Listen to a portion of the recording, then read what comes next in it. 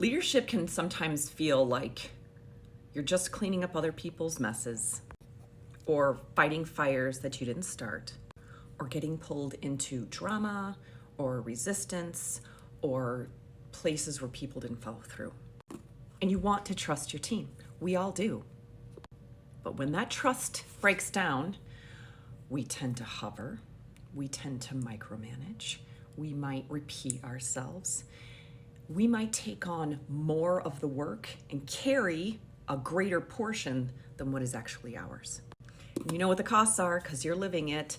It's skipped breaks, eating in front of your computer, and vacations just become a warmer climate for you to do your work. And we're not doing that because we're not smart. It's typically because we don't know a different way of doing things.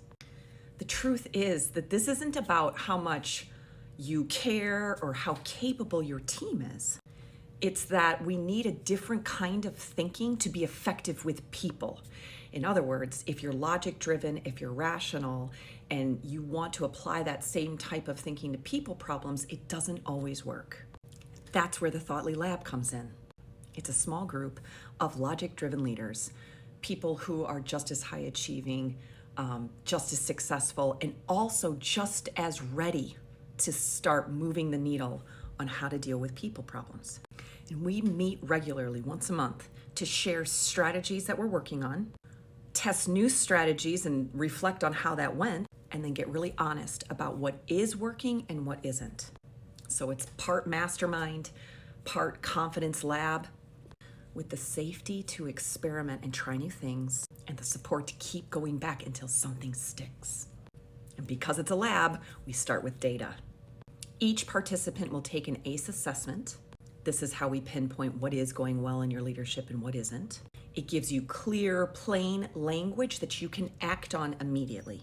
It definitely is not a fluffy magazine-style quiz that gives you the top 10 things.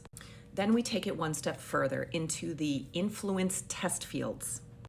Twice during the course of the lab, you will work with horses who will deliver nonverbal feedback that is honest, real time on how you're showing up.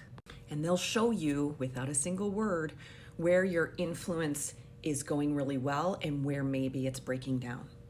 It's the kind of direct, unfiltered feedback that you cannot get in a conference room. And from there, the experimenting begins. For example, one leader that we worked with came in really frustrated with the low level of ownership that her team was taking on. And her practice was to ask at least 3 questions before she gave her team an answer. This was her way of not rushing in to solve and allowing them the space and the empowerment to come up with their own ideas and choose their own path forward. And she tested it for 2 weeks, and it was real uncomfortable. And because she was fully committed and because she was fully supported, she was able to continue through that discomfort and build some forward progression with her team. Her team now comes up with lots of solutions, and they're able to communicate more clearly and collaborate more powerfully. That's what an experiment looks like in the lab. Small, specific changes you can make in real time and then measure the results.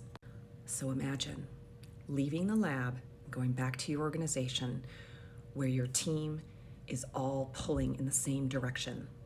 They're owning their results. There's less mistakes and rework. There's clear data-based insights into how you're leading, and there's more space for you to focus on the big, exciting things. And yeah, maybe even a chance to eat lunch somewhere other than in front of your computer. If you're ready to share the load, test new ways of leading with data, real-world feedback, and a group of sharp, committed peers, register for the Thoughtly Lab.